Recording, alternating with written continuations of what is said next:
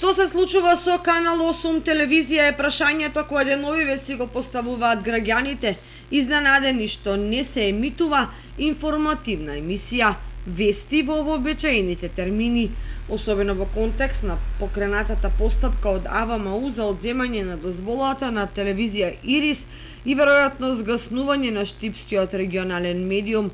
Одговор на ова прашање веројатно може да се добие од вработените во медиумот или од сопственикот на овој локален медиум, но сепак фактот дека не се подготвуваат и емитуваат вести сериозно го доведува до прашање функционирањето на медиумот и особено извршувањето на информативната функција.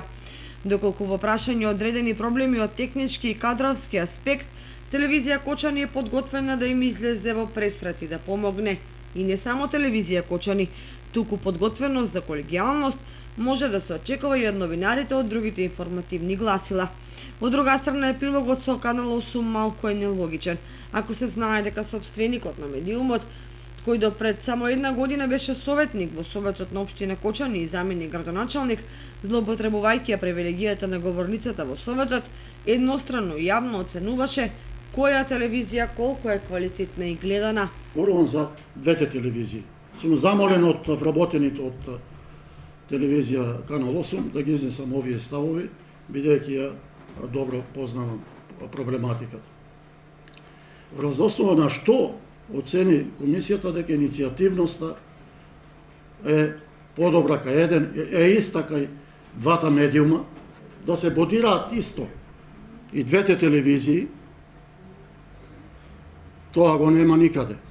Таму нема процент, во ова што ја барам, нема процент на гледаноста на едната и на другата телевизија, дали едната е повеќе гледана во еден период или во друг период, дали е повеќе гледана информативната програма пред вестите, после вести, или филмска програма, или било што друго. Затоа чудно е за само 2-3 години медиумот да падне на такво дередже, да не е во ситуација да емитува ниту вести.